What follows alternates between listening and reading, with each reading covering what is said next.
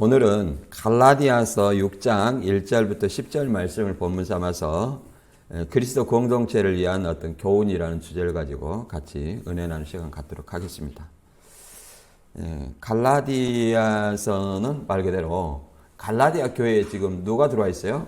율법주의 거짓 교사가 들어와서 이제 갈라디아 교인들을 미혹하고 있는 상황에서 이제 바울의 사도성을 부인하고 그런 어떤 갈라디아 교인들에게 그 바울의 어떤 사도성을 강조하고 더 나아가서 율법주의 거짓 교사들의 어떤 그 경계와 그들의 어떤 가르침, 율법주의가 얼마나 비성경적인지 그리스도와 원수된 일인지 이걸 설명하면서 올바른 어떤 그리스도를 믿고 구원받는 어떤 그 교리를 설명하고 있는 내용이 갈라디아서입니다. 그래서 우리가 계속 얘기하지만 성경은 그러잖아요. 똑같은 성경인데 왜 많은 사람들이 이렇게 교단이 다르고 또 교주들이 이걸 자기 임의로 해석하느냐, 이걸 우리가 분별할 수 있는 눈이 있어야 돼요.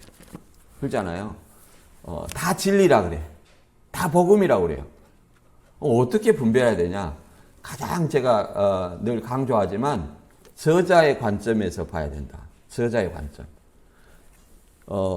바울이 지금 갈라디아에 보낸 어떤 그 시점에 바울의 관점, 바울이 지금 갈라디아를 어떻게 바라보고 있는가? 지금 갈라디아의 교회 안에 율법주의 교회사가 지금 자기가 바울이 세운 어떤 그 교회를 미혹하고 있는 거예요. 바울이 전도활동하고 있는데 그 소식이 자기한테 들려왔기 때문에 뭘 할 필요성이 있겠어요? 다시 그들을 돌이키려고 하는, 갈 수 없으니까 편지를 하는 내용이에요. 이런 어떤 저자의 관점이 가장 중요하다. 우리가 이 저자의 관점 속에서 문맥을 이해하고 이걸 이해를 하면 누가 어떤 말을 하든지 우리가 분별할 수 있어요. 분별할 수 있다. 우리는 이런 어떤 저자의 관점, 이게 굉장히 중요하다는 것을 다시 한번 말씀드립니다. 그래서 이제 5장에 이어서 5장에 우리가 어떤 내용을 봤습니까? 율법에서 자유한 사람, 성도는 이제 서로 사랑과 섬김으로, 그러잖아요. 사랑과 섬김으로 살고, 그 다음에 성령을 쫓는 삶을 살아라, 이렇게 얘기를 하는 거죠. 그래서 육체의 소욕을 이루지 말라, 이런 어떤 우리가 교훈을 받습니다. 그리고 이제 6장에서는 성령을 쫓아 사는 어떤 그리스도 공동체를 위한 실질적인 교훈을 얘기하고 있는 거예요. 성령을 쫓아 사는 삶은 성령의 열매들이죠. 그래서 구체적으로 삶 가운데 어떻게 적용되어야 할 것인가를 이 교훈으로 얘기를 하는 것입니다. 성경에서 이제 크게 두 가지를 우리가 생각해 볼 수 있는데, 그리스도의 법을 성취하라. 그러면 그리스도의 법은 뭔가? 그 다음에 선을 행하되 낙심하지 말라. 우리가 어떤 것을 하다가 내가 옳은 일인 줄 생각하면서 하지만은 많은 사람의 지지를 받지 못해요. 그러면 힘이 나요, 안 나와요? 안 나죠? 그러다 보니까 절망을 하게 됩니다. 그러나 우리 신앙인은 사람에게 영광을 취하지 않고 사람에게 칭찬을 받으려 하는 것이 아니라 오직 하나님에게 영광을 받고 하나님에게 칭찬받으려고 하는 것이 신앙이에요. 그래서 사람을 의식하지 말고 뭐 하라는 거예요? 선을 행하되 낙심하지 말라. 때가 이르면 거두리라. 이 때라는 것은 그리스도 재림하실 때예요. 그러니까 사람에게 우리가 상급을 받기 위해서 선을 행하는 것이 아니고 하나님에게, 그리스도에게 상급을 받기 위해서 하기 때문에 사람을 의식할 필요는 없다, 이렇게 얘기를 합니다. 그래서 그러나 우리가 또 인간이기 때문에 사람의 어떤 격려와 칭찬이 없으면 사실은 그 길을 가는 것이 상당히 힘듭니다. 그래서 서로가 서로를 교회 안에서는 그러잖아요. 우리가 오늘 본문 아직 안 읽었습니다만은 믿음의 가정 안에서 서로 격려를 해야 돼요. 바로 잡아주고 격려를 해야 돼요. 그것이 뭐 하는 길이냐면 교회를 바로 세우는 길입니다. 교회를 바로 세우는 길이에요. 교회는 뭐예요? 그리스도의 공동체가 뭐예요? 교회다. 교회. 부르심을 받은 자들의 모임. 곧 그리스도인의 모임이 교회라고 얘기를 합니다. 자, 본문 읽어보겠습니다. 갈라디아서 6장 1절부터 10절까지 같이 읽어보겠습니다. 형제들아, 사람이 만일 무슨 범죄한 일이 드러나거든 신령한 너희는 온유한 심령으로 그러한 자를 바로잡고 너 자신을 살펴보아 너도 시험을 받을까 두려워하라. 너희가 짐을 서로 지라. 그리하여 그리스도의 법을 성취하라. 만일 누가 아무것도 되지 못하고 된 줄로 생각하면 스스로 속임이라. 각자 자기의 일을 살피라. 그리하면 자랑할 것이 자기에게는 있어도 남에게는 있지 아니하리니 각자 자기의 짐을 질 것이라. 가르침을 받는 자는 말씀을 가르친 자와 모든 좋은 것을 함께하라. 스스로 속이지 말라. 하나님은 업심여김을 받지 아니하시나니 사람이 무엇으로 심든지 그대로 거두리라. 자기의 육체를 위하여 심는 자는 육체로부터 썩어질 것을 거두고 성령을 위하여 심는 자는 성령으로부터 영생을 거두리라. 우리가 선을 행하되 낙심하지 말지니 포기하지 아니하면 때가 이르면 거두리라. 그러므로 우리는 기회 있는 대로 모든 이에게 착한 일을 하되 더욱 믿음의 가정에게 할지니라. 아멘. 좋은 말씀이 많이 있죠.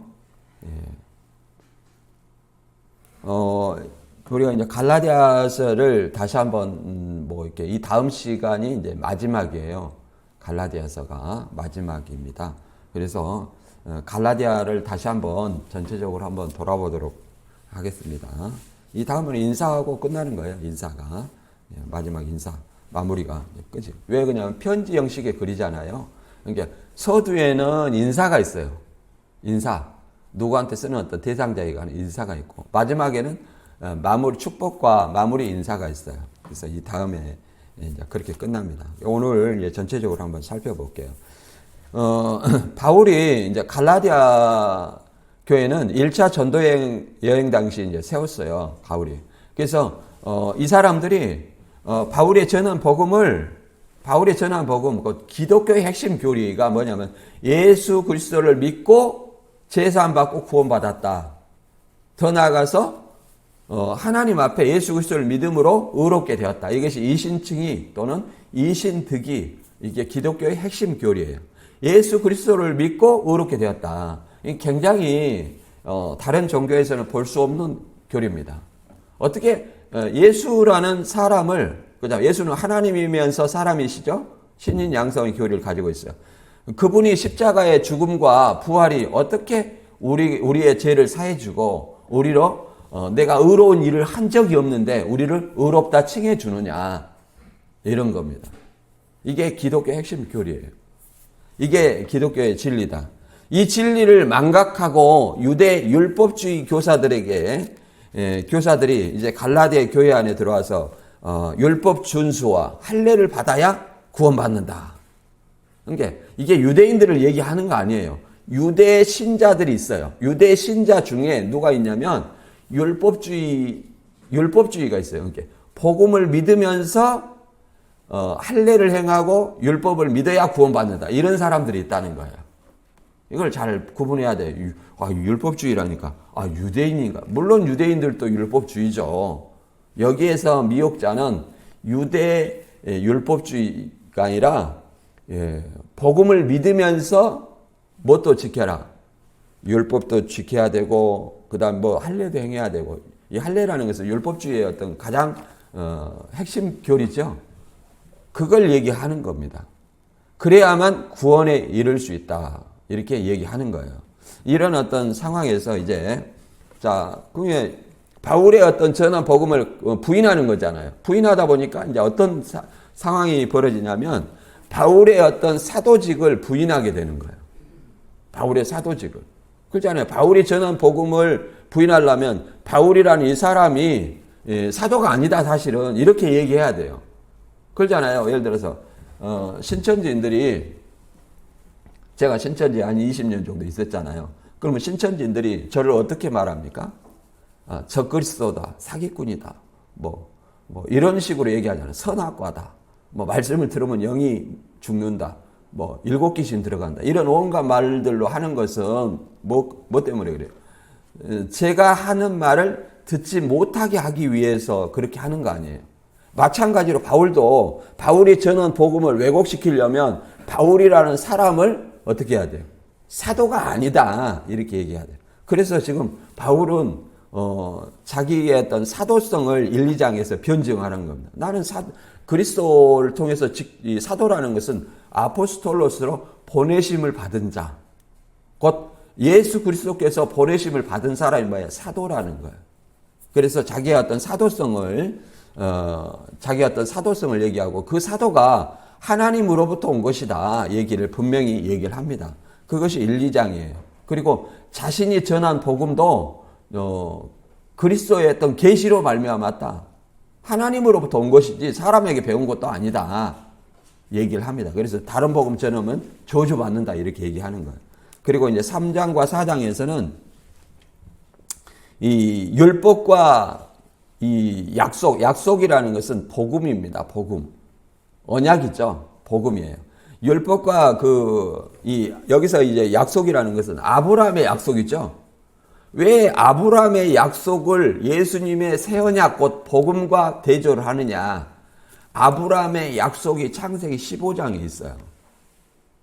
이 아브라함의 약속과 율법의 약속을 대조를 하는 것은 아브라함은 그러잖아요. 이 율법을 받기 이전에 가나안 땅을 약속을 했죠.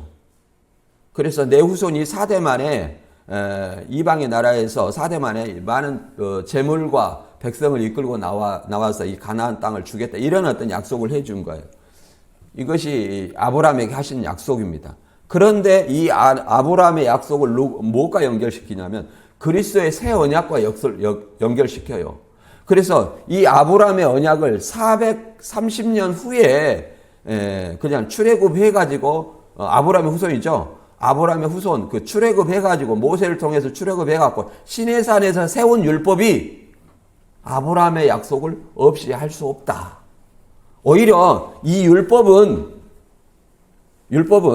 아브라함의 약속과 같이 출현한 메시아가 올 때까지 유효한 것이다. 한시적이라는 거예요. 한시적이다. 여기서 한시적이라는 것은 뭘 얘기하냐면 율법을 이루면 끝난다는 거예요. 완성을 얘기하는 거예요. 내가 율법이나 선지자를 폐하러 온 줄로 생각지 말라. 율법을 이루려 왔다. 완성코자 왔다. 이렇게 얘기하죠. 그러면 여기서 완성이라는 것은 뭐냐면 율법을 크게 우리가 3가지로 본다고 그랬습니다. 의식법, 도덕법, 시민법. 여기서 이룬다는 것은 뭐예요? 의식법입니다. 의식법. 제사, 율법 제사. 율법은 뭐예요? 제사함의 아담 범죄 이후로 아담이 죄를 지었기 때문에 하나님이 죄인인 아담과 함께 할 수 없어요. 죄인인 아담과 함께 할 수 없으니까 하나님은 떠나갈 수밖에 없고 하나님이 떠나면 이 죄를 짓는 아담은 영생할 수 있는 존재가 아니에요. 그래서 930살까지 육체는 살았잖아요. 영생이 아닙니다. 점점 수명이 줄어들잖아요. 그래서 이 아담의 죄를 해결하고자 이제 율법을 준 거예요. 1차적으로. 그래서 율법을 어긴 사람은 소나 양이나 비둘기를 통해서 형편에 따라 잡아가지고 흠없는 짐승을 잡아서 그 짐승의 머리에 안수를 합니다. 이 안수라는 것은 죄인의 죄를 짐승의 머리에 두는 거예요. 그래서 죄의 싹은 사망이기 때문에 그 죄인 대신에 누구에게 그 짐승을 죽여서 제사함 받는 그런 어떤 의식을 행해왔다는 거예요. 그러나 이걸로는 온전함을 얻을 수 없기 때문에 이제 누가 율법의 실체이신 세상 죄를 지고 간 하나님 어린 양 누구예요? 그리스도잖아요. 그리스도께서 아무 죄 없어요. 하나님이 인간으로 오셨잖아요. 하나님이 인간으로 오셨잖아요. 그래서 똑같이 죄 없는 인간이지만 그냥 죄인이 죄인을 구원할 수 없습니다. 그 피조물을 대신할 수 없어요. 피조물을 대신해서 구원할 수 없습니다. 오직 죄 없으신 예수 그리스도께서 우리의 죄를 전가 받으셔가지고 짐승에게 전가시킨 것처럼 세상 죄를 지고 가는 하나님의 어린 양이 되셔가지고 우리의 죄를 전가 받으셔서 십자가에 돌아가신 거예요. 그래서 영원한 속죄를 드리신 거예요. 영원한 속죄. 날마다 드리는 어떤 제사가 아니라 그 한 번 드리심으로 말하면 영원한 속죄를 드리셔서 우리 죄를 사해 주셔서 우리 죄로부터 구원 주셨다 이 말이에요. 그리고 예수님이 다시 부활하신 것은 예수님의 의가 우리한테 전가되어서 우리를 의롭다 칭해 주는 거예요. 내가 스스로 의롭다 하는 것이 아니라 하나님이 우리를 그런 어떤 예수를 믿음으로 말미암아 예수님의 의가 우리한테 전가되어서 우리를 의롭다 칭해 주는 거예요. 이게 기독교의 핵심 교리입니다. 그래서 이제 예수를 통해서 하나님께 다시 나아갈 수 있는 길을 열어준 거예요. 뭐가 해결되므로? 죄의 담이 하나님과 우리의 사이에 가리웠잖아요. 죄가 해결되므로 이제 하나님께 나아갈 수 있는 길이 열려 있어요. 하나님도 우리한테 올 수 있고 우리도 하나님한테 갈 수 있어요. 그러면 언제 이것이 이루어지느냐?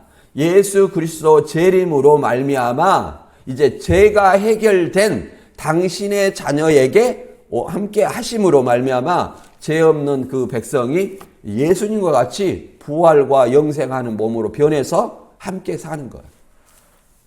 그러면 뭐가 이루어집니까? 영생이 이루어지는 거예요. 그것이 어디서 이루어지냐면 영적인 가나안, 새하늘 새 땅에서 이루어지는 겁니다. 그래서 새하늘 새 땅에서는 눈물과 사망과 애통하는 것이나 곡하는 것이 없는 것이다. 그런데 뭐 신천지라고 해가지고 이렇게 간판 달아놓으면 거가 애통하니나 곡하는 거 사망, 이 죽음이 없습니까? 아니잖아요. 그럼 모방이기 때문에 없는 거예요. 예수 그리스도 재림하면 바로 즉시 영생과 영벌로 갈라지는 거예요. 이렇게 얘기를 하고 있습니다. 그래서 율법과 이 아브라함의 약속을 대조하고 있습니다. 이 아브라함의 약속은 이제 예수님의 새 언약과 대조되고 있고, 그 다음에 5장과 6장은 바울의 이신 득의로 인한 자유의 바른 사용에 대해서 언급하고 있습니다. 우리가 율법에서 자유해요.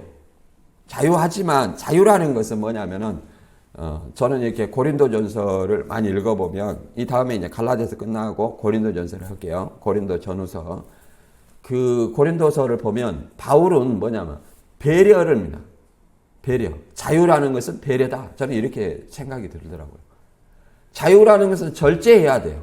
누구를 위해서? 나를 위해서 절제하는 것이 아니라 타인을 위해서 배려하고 절제하는 거예요.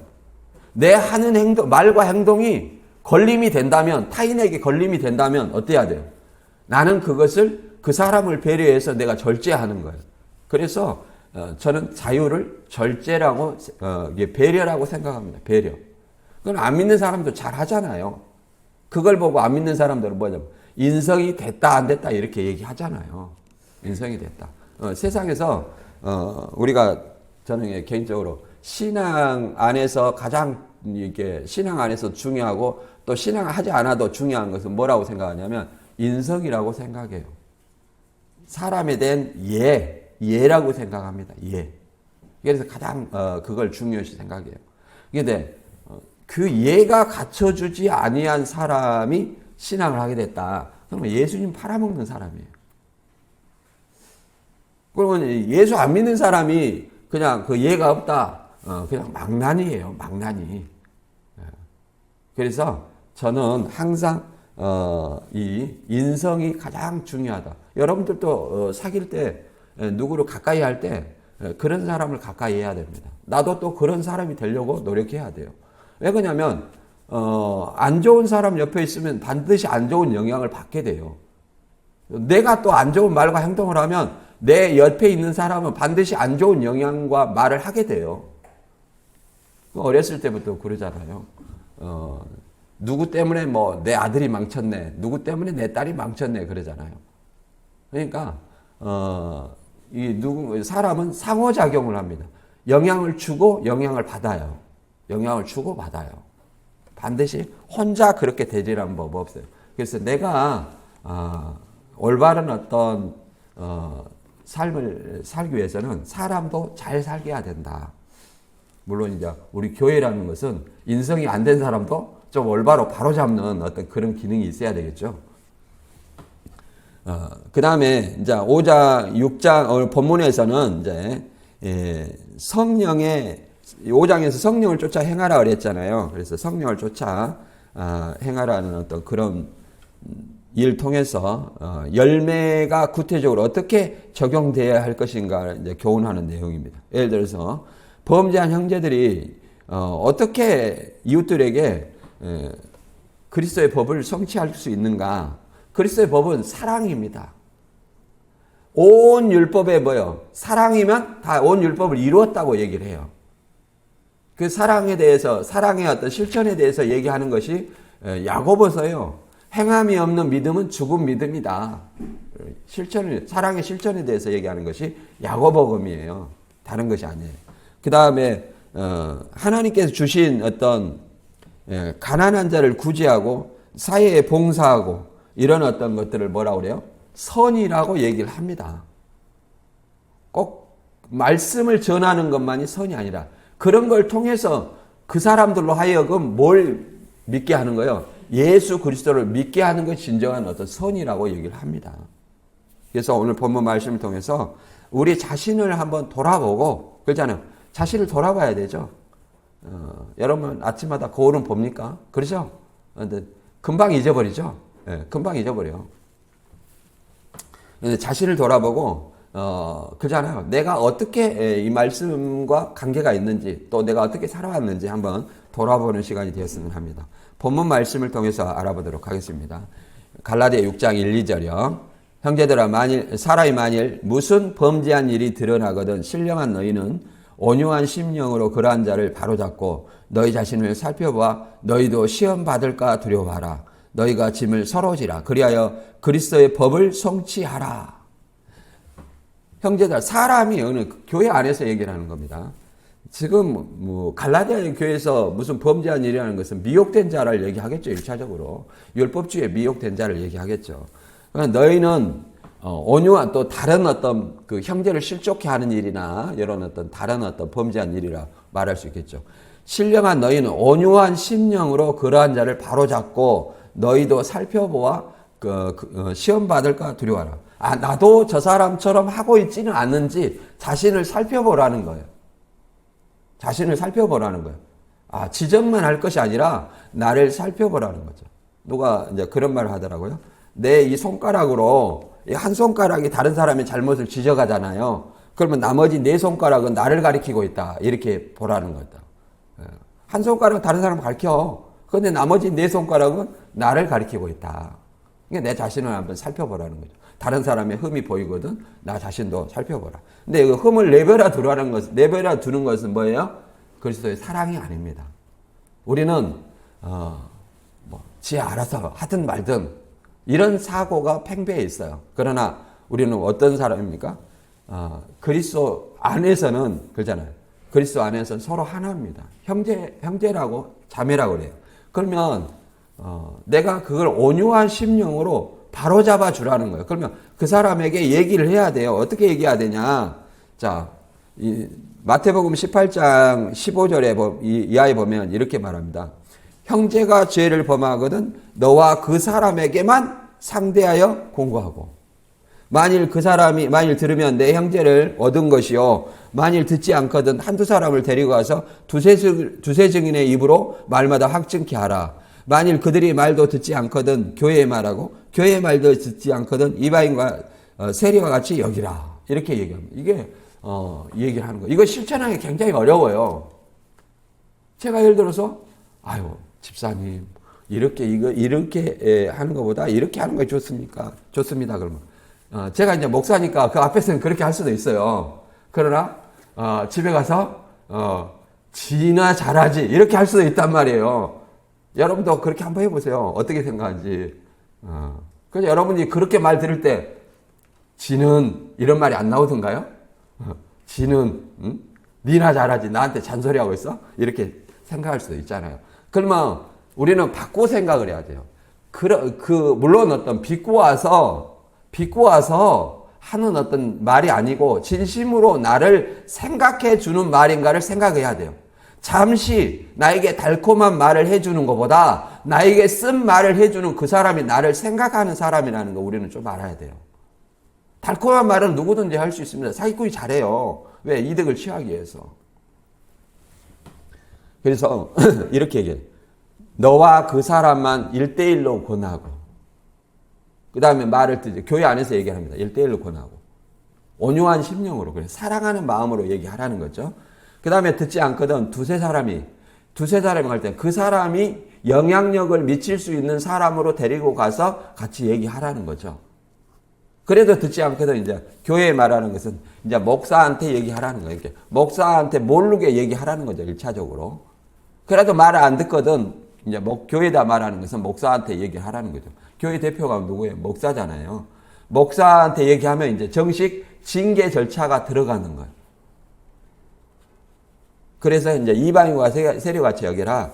이제 이 말은 이제 제명하라는 얘기죠. 그래서 교회 말을 안 들으면 공개적으로 선포했는데 안 들으면 제명하라는 얘기죠. 그래서 예를 들어서 고린도 교회도 이제 이런 어떤 음행에 대해서 고린도 교회가 다 묵인하고 있어요. 음행. 특히 신천지 같은 경우는 이만희 씨가 뭐라고 얘기하냐면 이 말 여러분들 들어보세요. 어떻게 생각되는지.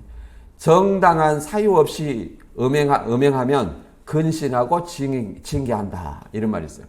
이렇게 공문을 내렸다니까요. 누가 이렇게 강사들이 이렇게 여자 건들고 막 그래요. 유부남인데 몇 사람을 건들어. 그러니까 이걸 이제 이렇게 건의를 한 거예요. 이걸 바로잡아 달라는 게. 정당한 사유 없이 음행하면 근신하고 제명한다. 이런 공문을 내린 거예요. 우리 형제 어떻게 생각해요? 정당한 음행이 있나요? 쉽게 말해서 그거는 이제 이만희 씨가 여자 문제가 많아요. 그러니까 그 주변에 있어 다 알아. 모르면 그냥 야 음행한 사람 빨리 징계하고 그 근신하고 징계해라 이렇게 하면 될 텐데 자기가 그런 말 하면 어떻게 돼요? 자기를 제명하라는 소리밖에 안 되는 거예요. 자기 주변에 다 알잖아요. 다 알아. 신천지 총회 관련자들은 다 알아요. 그러니까 그런 말이 되니까 자기도 손톱만 하고 양심이 좀 있었나 봐요. 그러니까 정당한 음행이 아니면 근신하고 제명하라고 하면 자기는 나는 정당하다. 내가 하는 음행은 정당하다. 나는 내가 하는 것은 사랑이지만 너희 하는 것은 불륜이야. 이걸 뭐라 그래요? 내로남불이라 가지고 이런 것을 하는 거예요. 또 신천지에서는 또 그걸 옹호하기 위해서 뭐라고 또 얘기하냐면 민수기에 그런 말이 있습니다. 모세가 구스 여자를 취했을 때 아론과 미리암이 비방해가지고 뭐냐면은 문독병 걸렸다. 그러니까 함부로 비방해서는 안 된다. 이것도 이게 잘못한 겁니다. 구스 여자는 에티오피아 여자예요. 근데 시보라가 모세의 여자거든요. 시보라가 죽었어. 그럼 재혼할 수 있어요, 없어요?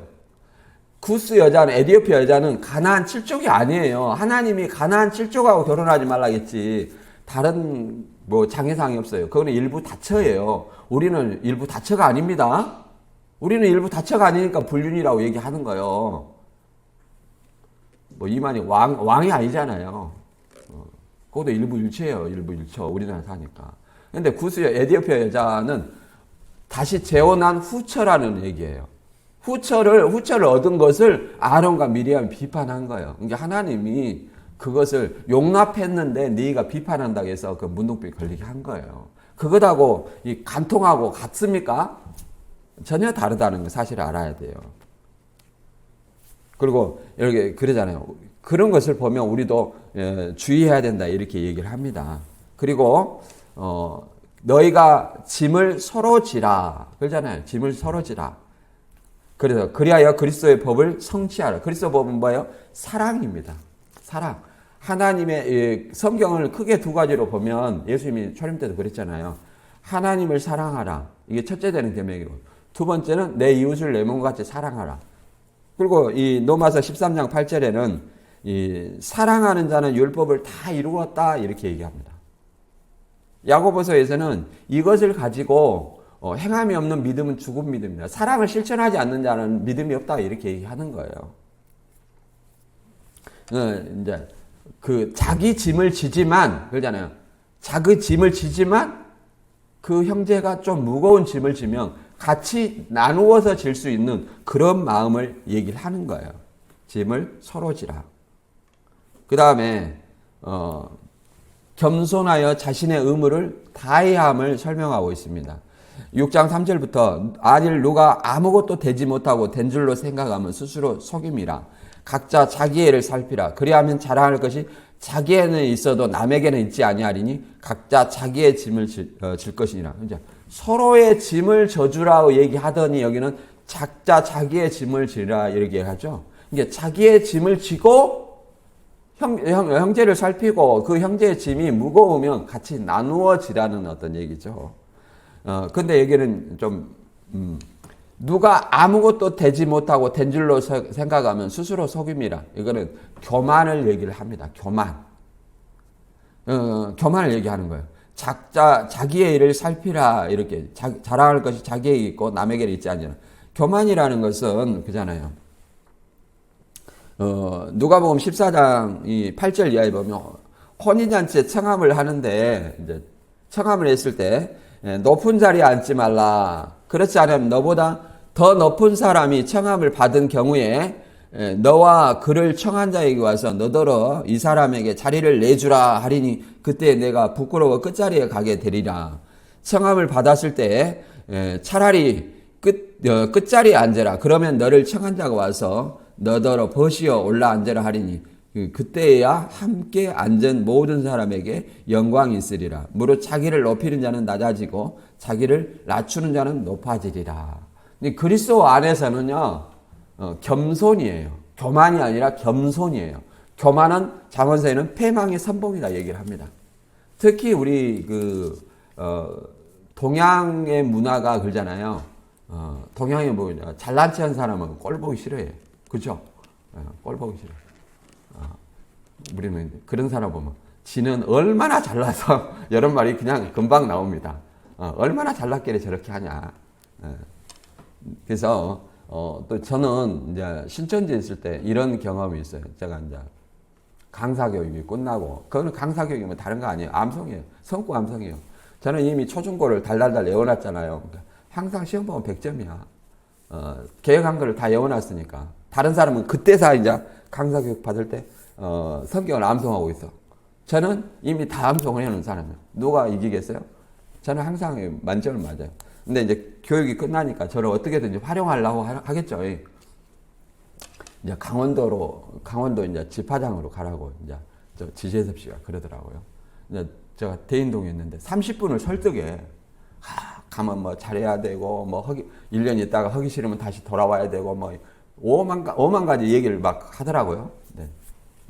저는 이제 큰 자리에 욕심이 없었어요. 그냥 말씀 공부하고, 이렇게 하는 것이 좋았어요. 지금도 그 생각은 변하지 않아요. 여러분들이 목사 하고 싶으면 얘기하세요. 제가 밀어드릴게요. 그리고, 여러분들이 하고 싶은 주일날 내가 간증을 한번 해봐야 되겠다. 아니면 설교를 해봐야 되겠다. 하면 얘기하세요. 언제든지 제가 그것은, 그렇게 하도록 해드립니다.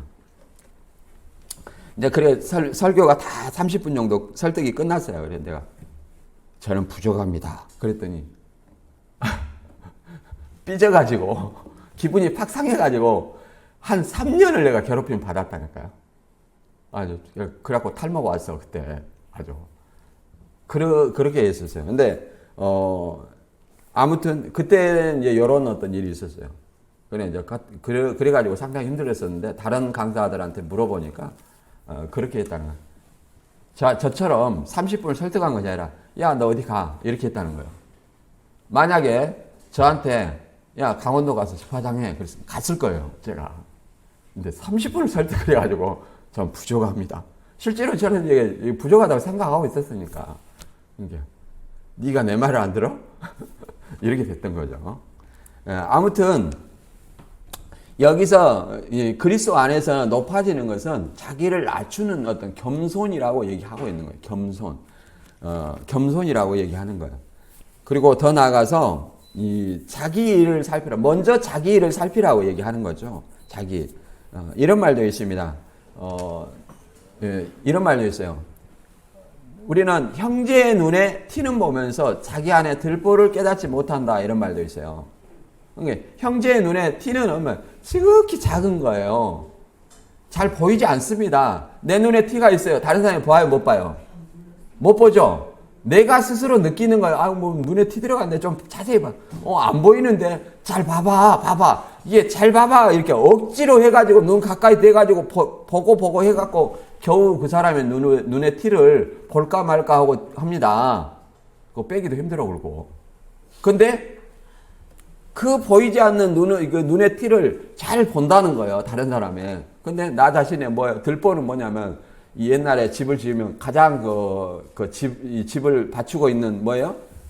그 대들보입니다. 대들보. 가장 큰 기둥이 뭐예요? 대들보예요. 이게 내 안에 있다고 생각해 보세요. 그러잖아요. 그걸 근데 깨닫지 못한다는 거죠. 우리 자신들은. 내 안에 자신부터 깨달으라는 얘기죠. 자기 일을 살피라. 내가 맡은 바는 잘 하고 있는지, 자기의 짐, 내가 맡은 것을 잘 하고 있는지, 이렇게 생각을 해야 됩니다. 그래서 예수님은, 신앙은 우리가 늘 얘기하지만, 신앙을 이렇게 처음 하면, 목사가 내 마음에 맞는 말을 안 해주네? 이렇게 생각하는 사람이 많이 있어요. 물론 다른 종교는 그 사람의 맞는 말을 해줄 수도 있어요. 다른 종교는. 그러나 이 기독교는 내 마음에 맞는 말을 해주는 종교가 아니에요. 왜 그러냐면 예수님의 십자가를 믿는 거잖아요. 십자가는 예수님이 죽고 싶어서 죽었나요? 우리의 죄를 대신 속죄하기 위해서, 하나님께 나아가는 길을 열어주기 위해서 대신 제물이 되신 거잖아요. 예수님도 죽기 싫어가지고 그러잖아. 주여, 할 수만 있으면 이 잔을 내게서 옮겨 주시옵소서. 그러나 나의 원대로 마시고 아버지의 뜻대로 되기를 원합니다. 예수님의 뜻은 뭐예요? 안 죽는 거였어요. 그러나 하나님의 뜻은 네가 제물이 되어서 많은 사람의 죄를 대속하라. 우리도 마찬가지예요. 나를 따라오려거든. 예수님이 그러잖아요. 나를 따라오려거든. 날마다 자기를 부인하고 자기 십자가를 지고 쫓으라. 자기를 부인하면 내 생각에 맞는 어떤 설교가 아니라는 거예요. 하나님의 말씀은 내 생각과 달라요. 그러잖아요.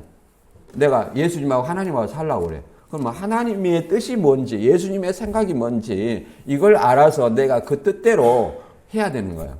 왜 그러냐면 우리는 예수님과 하나님을 주님이라고 얘기합니다. 그리고 우리는 뭐라고 얘기하냐면 종이라고 해요. 노예예요, 노예. 주인이라는 거예요. 노예가 자기 생각을 할 수 있어요? 주인이 시키는 대로만 하는 겁니다. 주인이 시키는 대로만. 그래서 우리는 예수님을 주님이라고 얘기하는 거예요. 괜히 주님이라고 하는 거예요. 주님이라고 부르면서 맨 기도해가지고 이거 해주시오, 저거 해주시오, 아파트 들어가게 해주십시오. 뚝딱. 예. 지금 돈이 안 벌리고 있습니다. 돈 좀 벌리게 해주세요. 딱 돈 벌게 해주고. 이런 게 아니에요. 물론 그 의식주도 필요하죠. 그러나 우선돼야 할 것이 뭐냐면 너희는 그의 나라와 그의 의를 구하라. 먼저 구하라는 거예요. 그래야만 하나님이 우리에게 필요한 것을 채워주신다 그럽니다. 의식주가 필요하다는 걸 알아요. 채워주신다고 얘기합니다. 반드시 선이 있고 후가 있다. 이렇게 얘기합니다. 그 다음에, 이 교역자와 함께 유익을 나누어야 된다. 이런 말입니다. 갈라디아 6장 6절과 7절. 가르침을 받는 자는 말씀을 가르치는 자와 모든 좋은 것을 함께하라. 스스로 속이지 말라. 하나님은 업신여기지 아니하시나니 사람이 무엇이든 심든지 그대로 거두리라. 이렇게 이제 다른 어떤 종교에서는 이제 영적으로 이렇게 마음을 같이 하라 이렇게 우리가 생각을 하시면 될 것 같아요. 물론 물질적인 것도 있습니다만은 예를 들어서 바울과 같은 경우는 자기가 사도라고 바울의 사도성을 부인하니까 고린도 교회에서는 생활비를 안 받았어요.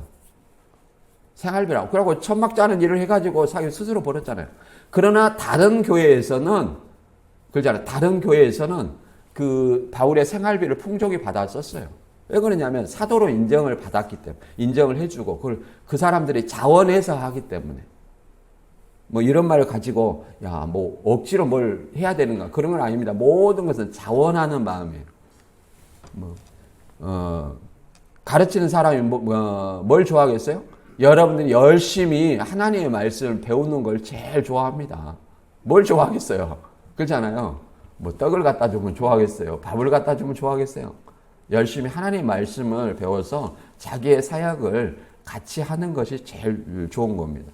그래서 이 가르친 자, 예를 들어서 목사라는 어떤 직책을 어떤 교회에서는 없다고 얘기를 합니다. 실제로는 목사라는 말이 없어요, 사실은.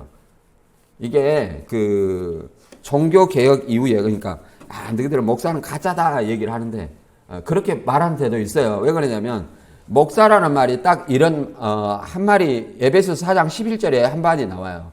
예를 들어서 그가 어떤 사람을 사도로, 어떤 사람을 선지자로, 어떤 사람을 복음을 전한 자로, 어떤 사람은 목사와 교사로 삼으셨으니 이는 성도들을 온전케 하며 봉사일을 하게 하며 그리스도의 몸을 세우려 하심이라. 그냥 그리스도 몸, 교회를 세우기 위해서 이런 사람들 세웠다 얘기를 합니다. 그러니까 여기서 목사와 교사로, 목사라는 말은 본래 포이멘으로 목자라는 말이에요. 목자. 그러면 이게 목사가 아니냐? 이 목사라는 직책이나 목사나 이 교회를 치리하는 역할을 맡아요. 초대교회 때는 이것을 장로다, 감독이다 이렇게 말을 했을 뿐이에요. 그걸 가지고 또 이 성도를 뭐라고 그랬어요? 양이라고 그랬죠. 양이라고 그랬잖아요. 양. 그럼 양을 치는 사람은 뭐라고 그래요? 목자. 그러니까 그 꼭 목사라는 어떤 칭함이 예를 들어서 없다고 그래서 목사라고 하면 잘못됐다. 그런 것은 아니다는 거예요. 왜냐하면 교회를 책임지는 역할, 감독, 장로, 그 다음에 목자, 교사 이렇게 있기 때문에 우리는 그것을 종교계 위에 목사로 번역한 거예요. 목사로. 그것이 크게 잘못된 것은 아니다. 이렇게 생각하면 좋을 듯 합니다. 왜 그러냐면 누가 그걸 꼬투리 잡아요. 그러면 그런 얘기해서. 그러면 감독이라 불러라. 그러면 장로라 불러라. 그럼 목자라 불러라. 이렇게 해도 저저 무방합니다. 왜 그러냐면 마태복음 9장 36절에도 무리를 보시고 불쌍히 여기시나 이는 그들이 목자 없는 양과 같이 고생하여 기진함이라. 이렇게 목자 없는 양. 예수님을 또 뭐라고 하냐면 목자장. 목자나 목사나 이렇게 같이 이해를 하셔도 됩니다. 그리고 낙심치 말고 꾸준히 선을 행해야 될 것을 우리한테 얘기하는데 6장 8절부터 읽어보면 자기 육체를 위하여 심는 자는 육체로부터 썩어들 것을 거두고 성령을 위하여 심는 자는 성령으로부터 영생을 거두리라. 우리라 선을 행하되 낙심하지 말지니 포기하지 아니하면 때가 이름에 거두리라. 그러므로 우리는 기회 있는 대로 모든 이에게 착한 일을 하되 더욱 믿음의 가정들에게 할지니라. 이렇게 말하고 있습니다. 이게 우선순위가 있죠? 우선순위. 선을 행하는데 뭐야? 믿음의 가정들에게 더욱 할지니라. 물론 안 믿는 사람한테도 하라는 거죠. 왜 그러냐면 너희는 세상에 빛과 소금이 되라가 아니라 소금이니 그 역할을 하라는 거예요. 소금이 되라는 것이 아니라 소금이니 그 역할을 하라는 거죠. 세상에서. 소금이 내가 어떻게 빛과 소금이 되라고 얘기하는 건 아니에요. 뭐 그렇게 설교하시는 분도 있습니다만 성경은 자세히 보면 너희는 세상의 빛과 소금이니 세상은 어둠이잖아요. 그 빛을 밝혀야 된다는 거예요. 너희의 선한 행실로 이방인으로 하여금 하나님께 영광을 돌려라. 저기 교회 다니더니 진짜 착해졌어. 교회 다니더니 너희 뭐 본이 돼. 나도 교회 한번 다녀볼까? 이런 어떤 그 마음이 들게 해야 된다는 거예요. 그리고 두 가지 어떤 행위가 나오죠. 육체를 위하여 심는 자는 육체로부터 썩어질 거. 그렇잖아요. 썩어질 거. 육체로부터 내 육신을 위해서 많이 내가 의식주로 이렇게 돈을 벌었어요. 돈을 벌었는데 그것이 결국은 누구의 것이 되겠느냐? 누구의 것이 되겠느냐? 어리석은 부자에 대해서 이렇게 얘기를 합니다. 어리석은 부자가 이렇게 합니다. 날마다 이렇게 먹을 걸, 재물을 많이 쌓아뒀어요. 그러니까, 야, 나는 노년에 놀고 먹는다. 이렇게 생각하면서 이렇게 안심하고 있어요. 그러니까 하나님이 뭐라고 하냐면, 어리석은 자여, 오늘 밤에 내 영혼을 취하면 지금 내 예비한 재물이 네 것이 되겠느냐. 이렇게 얘기를 합니다. 그래서 육신을 위하여 모은 재물이 필요 있어요, 없어요? 아무 필요 없다. 썩어질 것이다 하는 거예요. 결국은 거두는 것은 이 썩어질 것, 이 몸뚱이 하나 그냥 썩는 거예요. 그리고 그 다음에 뭐예요? 영벌이잖아요. 한 번 죽는 건 사람에게 그잖아요. 한 번 죽는 건 사람의 정한 것이고 그 후에는 심판만 있잖아요. 이만 씨도 작년 23년 4월에 이런 말을 했더라고요. 이 사람도 나이 93세입니다. 많이 살았어요. 오래 살았습니다. 육체는 반드시 죽죠. 영혼은 죽지 않습니다. 이 사람 이제 얼마 남지 않는 시간, 여러분들한테 남은 시간을 사용하기 위해서 있는 거죠. 죽는다고 말했더니 내가 그 영상 보고 충격받았어요. 죽는다고 얘기를 노골적으로 해놨더라고요. 그러니까 신천지들은 또 그걸 보고 그런다는 거야. 그것도 아멘 하더라고. 내가 보니까 이만희가 말만 하면 아멘해. 그러니까 이 사람들이 진짜 우리 선생님이 모략을 잘 쓰셨다. 또 이렇게 생각한다는 거예요. 무슨 모략은 어떤 것은 모략이고 어떤 것은 모략 아니에요? 그건 신천지 교인들한테 하는 얘기인데 참. 그러니까 이제 자기 육체는 죽고 영혼만이 영생해가지고 다른 사람한테 옮겨간다. 이 말 하려고 지금 수쓰는 것 같더라니까. 진짜. 네, 진짜 어처구니 없어가지고. 그리고 성령, 그 사람도 반드시 죽는다는 걸 죽는다고 알고 있잖아요. 성령을 심는 자는 그잖아요. 성령을 위하여 심는 자. 영적인 것을 위해서 우리가 노력을 한다면 뭘 거두는 거? 영생을 거두라. 그리고 선을 행하되 낙심하지 말지니 그러잖아요. 우리가 선을 행해서 복음을 받은 사람이 누구냐면 이방인 고넬료예요. 기도하고 구제 활동에 이렇게 항상 했다 이렇게 얘기합니다. 구제 활동. 그러니까 천사가 그 고넬료를 선택해서 옆바에 있는 베드로를 청해서 하나님의 말씀을 들으라. 그냥 말씀을 듣는 중에 성령이 그들에게 임했잖아요. 복음을 세상에 선을 행한다고 해서 그게 구원이 되지 않습니다. 그러잖아요. 오직 선을 행해도 예수를 믿어야만 구원이 있는 거예요. 예수를 믿어야. 이걸 우리가 알아야 돼요. 그래서 이 갈라디아 5장 16절과 17절에도 이 유사한 말이 있습니다. 내가 이르노니 너희는 성령을 따라 행하라. 그리하면 육체의 욕심을 이루지 아니하라. 육체의 소욕은 성령을 거스리고 성령은 육체를 거스리하느니 이 둘이 서로 대적함으로 너희가 원하는 것을 하지 못하게 하려 함이라. 이렇게 말합니다. 그러니까 육체의 일과 성령의 일은 서로 우리 마음이 생각하는 거. 마음이 원하는 것은 뭐예요? 성령의 일이에요. 내 육신이 원하는 것은 무슨 일이에요? 육체의 일이라는 거예요. 율법에 사로잡힌 내 육신의 일이라 이렇게 얘기합니다. 그래서 우리가 진정 무엇이 선인지 다 안다는 거예요. 그러나 사람이 그러잖아요. 알아주지 아니하니까 그것을 때로는 낙마하고 때로는 절망하지만 반드시 우리는 예수님이 우리와 함께 하시고 성령이 우리와 함께 하시기 때문에 반드시 때가 이르면 그 결실을 얻게 된다. 물론 육신의 선행도요. 육신을 선행하면 육적으로 예수님이 오시기 전에도 반드시 우리에게 돌아올 때가 많습니다. 그렇잖아요. 오늘 그런 사례를 많이 봐요. 그래서 내가 선을 행함으로 내가 손해다 이런 어떤 아니한 이런 잘못된 생각보다도 내가 선을 행함으로 하나님한테 공덕을 쌓는다 이렇게 상급을 받기 위해서 공덕을 쌓는다 이렇게 생각하는 것이 더 좋을 줄로 압니다. 그래서 마지막 야고보서 5장 7절 8절 읽고 마치도록 하겠습니다. 그러므로 형제들아 주께서 강림하시기까지 길이 참으라. 보라 농부가 땅에서 나는 귀한 열매를 바라고 같이 참아 이른 비와 늦은 비를 기다리나니 너희도 길이 참고 마음을 굳건하게 하라. 주의 강림이 가까우니라. 이렇게 얘기를 하고 있습니다. 그러니까 우리가 주 강림하실 때까지 우리가 참고 인내하고 여러 가지 주님께서 우리에게 원하시는 성령의 열매를 쫓아 행하시는 저와 여러분이 되시길 주님의 이름으로 축원합니다.